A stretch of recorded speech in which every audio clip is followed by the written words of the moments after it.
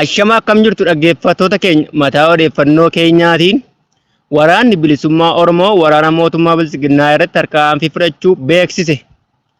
Miseensonni waraana mootummaa kutaalee Oromiyaa fi Amaaraa keessaa gara waraana saba isaaniitti makamaa jiru jedhame. Himatamaan saamichaa fi ajjeechaa raawwate hidhaa umurii guutuun adabame. Humni waraana Sudaan erga labsiin waraana dhaabuu labsame booda haleellaa garee finciltootaa ofirraa qolachuu beeksise kanneen jedhaman odeeffannoo keenya yoo ta'an kabajamtoota keenya bakka jirtan maratti nageenyi keenya isin haa qaqqabu jechaa kanneen hundee miidiyaaf haaraa taatan subscribe gochuun nu waliin turaa jechaa odeeffannoon keenya kunooti.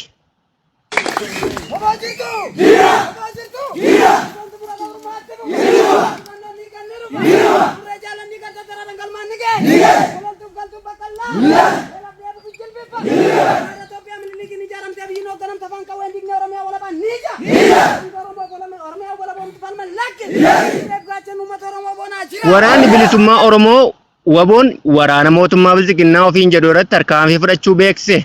Sadaasa 25 waraanni bilisummaa Oromoo tarkaanfii waraana mootummaa irratti fudhachuu hime.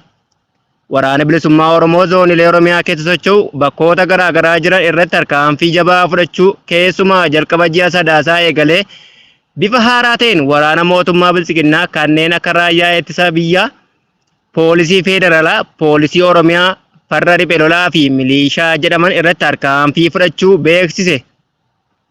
Waraanni bilisummaa Oromoo zoonii kibba bahaa Oromiyaa godina Gujii lixaa tiksitoota impaayera afaan qawween ijaarame irratti haleellaa geggeesseen ba'aa fi gala dhorkuun waraana raayyaa ittisa biyyaa 12 battalatti ajjeesuun 3 ammoo madoo salphaa fi cimaan adabuu beeksise. Itti dabaluun sadaasa 24 Gujii lixaa aanaa dugdaa daawwaa ganda hammee kinshoo seenuudhaan lukkaalee diinaa kaabinee maqaan isaa Kadiroo Kotochaa jedhamuu fi dabalatee humna weerartuu waraana bilisummaa Oromoo sakatta'uuf baate 7 battalatti ajjeesuun gama meeshaatiin qawwee akaamajaa fi hidhannoo mudhii ja'a akkasumas uffata waraanaa fi rasaasaa gosa adda addaa irraa hiikuun galii waraana bilisummaa Oromoof oolcheeraa jedhame. Hedduu du'aaf madoo adabuun beeksise. Oduma wal fakkaatu waraanni bilisummaa Oromoo zoonii lixaatti waboo Wallagga lixaa aanaa mana sibuu bakka addaa Ariyaa Dambii jedhamutti sirriitti waraana Bilisiginnaa itti marsuun sukkuummaa itti tolcheeraa jedhame. Tarkaanfii fudhate kanaanis konkolaataa siriiffii tokkoon fiigaa turan daaraa botoroo taasisuun kaabinee Bilisiginnaa nama 3 jiraatti harkaan qabuun kaan ammoo battalatti ajjeesuun gama meeshaatiin qawwee akaamaa 5 galii waraana bilisummaa Oromoof oolcheeraa jedhame. Waraanni mootummaa kutaalee Oromiyaa fi Amaaraatti keessa manneeffatanii jiran jalaa milqanii badaa akka jiran miseensonni waraana mootummaa akka maqaan isaa hin dhaamne hin feene godina Arsii lixaa yeroo dirqamaaf deemee jiru eeruu akka nuu laatetti miseensonni keenya nu biraa fottoqanii irraa jalaan badaa jiru jechuun hundee miidiyaatti hime. Akka gameessi miseensa waraana mootummaa kun jedhutti kanneen badan kun sabaan Amaaraa ka jedhu yoo ta'u kanneen otuu badanii eeruu hawaasaa irraa argameen qabamanii ajjeefnes jiru jedhe. Yeroo miliqanii badan kana gareedhaan waan badaniif dursa qabeenya mootummaa erga funaannatanii booda bilbilaan gara faannootti bilbiluun bakka isaaniif mijatutti haala mijeeffatanii miliquun bakka buuteen isaanii erga dhabamee booda bakka ga'an bilbilaa isaanumarraan dhageenyaa jedhan miseensi gameessi Arsii Itayyaa irraa dirqama gara sanatti bobba'ee jiru haala keessa jiru yoo himu. Miseensonni waraana mootummaa kun gaaffii isinoo maaliif gara waraana bilisummaa Oromootiin makamne jedhamee yeroo gaafatamutti nuti walii hin gallu bakkuma jirrutti iyyuu godinaa wal qoonnee walirratti kaanee boqonnaa wal dhorkina jechuun hundee miidiyaatti hime. Nuti waraanni mootummaa sabaan ummatoota kibbaa fi Oromootu hedduminaan jira malee ammaaf sabni Amaaraa qubaan lakkaawamti jechuun waan keessa jiru hima. Namni waraana mootummaa ta'e ummata isaaf miti maatii isaaf iyyuu hin ta'u gallus gara dhaqnu hin qabnu jenne malee jaallannee nutti tolee osoo hin taane nutti tolee taa jirra osoo hin taane jechuun haala ulfaataa keessa jiru miira gaarii hin taaneen dubbata. Ati fedha ammoo humnaan gara kanaatti makamte jedhamee yeroo gaafatamutti dirqamaan ergan achi ga'e amma garuu otuu galinaan jedhanii abdii kutadheera. Galuufis dhiisuufis haamileen koona keessatti du'eera gara wallaaleen jira jechuun dubbata. Itti dabaluun ergaa ati kanneen gara fuula duraatti fedha fi dirqamaan gara keessanitti makamuun jiraniif dhaamsa ati qabdu jedhamee yeroo gaafatamutti akka kootti du'an filadha jechuun ergaa isaa isa dhumaa Arsii Itaayyaa irraa dirqamarra jiru gaabbii miseensa waraana mootummaa ta'uutti gaabbuu hundee miidiyaatti hime. Kutaa magaalaa Shaggar kan ta'e bulchiinsa magaalaa Galaan naannoo Koyyeeffacheetti uummata Somaalee sababa garaagaraan buqqaanii naannoo kana qubsiifaman kaabinee fi kaadireen waliin ta'uun manneen jireenyaa kennameefii ture keessaa akka baafamaa jiran himame. Hawaasni naannoo kana jiraatu sababa rakkoo garaagaraa irraa kan ka'e buqqaafamee naannoo kana qubsiifamuun booda kaabinee fi kaadireen bilisiginnaa haala sukkanneessaan mana isaan keessa jiran keessaa qodaa isaanii yeroo isaan gadi daddarbatan godaantonni kun iyyanii boo'anii qaamni hawaasaa kanaaf oo'a hin qabne ammallee godaantota kana bakka qubannaa dhorkanii akka jiran jiraatan Koyyeeffachee hundee miidiyaatti hime. Buqqaatonni kun ammallee rakkoo garaagaraaf saaxilamanii jiran kanaaf furmaata gara dhaqnuu fi qaamni itti himannu dhabnee beelaa fi dheebuu akkasumas daa'imman keenya dhibee garaagaraaf saaxilamaa jiru jedha. Himatamaan ajjeechaa fi saamicha baankii raawwate hidhaa umrii guutuun adabamee jedhame.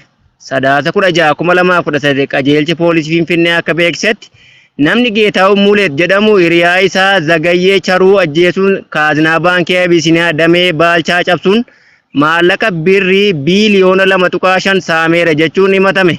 Manni murtii federaalatti hidhaa umrii guutuu itti murtaa'ee jedhame.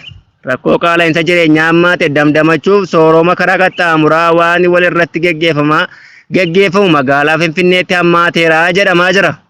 Yakkichi caamsaa 6/2015 kutaa magaalaa Lidataatti bakka kondooniyamii Lidataatti argamu keessatti raawwatame. Odeeffannoon poolisii akka ibsutti himatamaan miidhamaa kan hojiitti waliin tajaajilaa ture irra miidhaa ulfaataa geessise erga ajjeesee booda maallaqa baankii fudhatee dhiyeessee jedhame.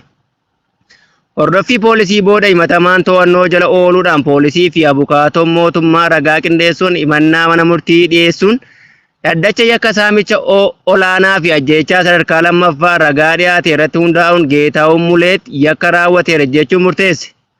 Murtii dhumaatiin himatamaan hidhaa umurii guutuun itti murtaa'eera jechuun hundee miidiyaatti himeera. Humni waraanaa Sudaan erga labsii waraana dhaabuu labsameen booda leellaa garee finciltoota ofirraa qolachuu beeksise. Sadaasa 25/2025 humni waraana Sudaan kibxata kaleessaa leellaa garee finciltoota Sudaan RSF naannawaa kibba godina Kordofaan kan dhiya magaalaa Baabaanus irratti leellaa raawwate ofirraa qolachuu ibse. Kunis kan raawwatame gareen finciltoota Sudaan gama tokko waraana ji'oota 3 dhaabuuf erga labse guyyaa tokko boodadha jedhame. Raayyaan ittisa Sudaan lola gaggeeffameen ajajoota garee finciltoota Sudaan hedduu fi loltoota dhibbootaan lakkaa'aman ajjeesuu, konkolaattota lola hedduu to'achuu kanneen biroos barbadeessuu ibse. Gama biraatiin gareen tola loltoota Sudaan Dr. Network jedhaman garee sochii bilisummaa uummata Sudaan kaabaa fi garee finciltoota Sudaan Al Zallaataay godina Kordofaa kibbaatti argamu seenuun haleellaa erga raawwateen booda dargaggoota 150 ol akkasumas daa'imman umuriin isaanii waraanaaf hin geenye hedduu humnaan buteera jechuun himate. Ta'us gareen finciltoota Sudaan taateewwan kana lamaa ilaalchisee haga ammaa yaadi kenname hin jiru jedhame. Dilbata darbe raayyaan ittisa Sudaan yaaddoo biyyoonni afran Masir, Saudi Arabiyaa, Emireet Arabaa Gamtoomanii fi Ameerikaan dhiyeessan kuffiseeraa jedhe. Yaadni kun ji'oota 3 waraanni akka dhaabbatu kan gaafate yoo ta'u itti aansuunis adeemsa siyaasaa ji'oota 9 akka geggeeffamu kan gaafatedha jedhame. Wiixata darbe baatii 3 lola dhaabuuf waliigaluu kan ibsite gareen finciltoota Sudaan kanaanis hojiiwwan gargaarsa namoomaa akka kennaman iyyamuu fi uummata waraana kanaan miidhameef abdii akka ta'u ibseera. Lolli raayyaa ittisa biyyaa Sudaanii fi garee finciltootas gidduutti eebila bara 2025 jalqabe kana hordofee namoonni 60,000 lakkaa'aman kan ajjeefaman yoo ta'an miliyoonota ammoo qe'ee isaanii irraa buqqisuun rakkoo namoomaa addunyaa irratti isa hamaadha jedhameera jedhe. Kabajamtootaa fi hordoftoota keenya odeeffannoon of harkaa qabnu karaa gammaa ture waan waliin turtaniif galatoomaa jechaa hanga odeeffannoo biraa walitti dachaanutti nagaatti.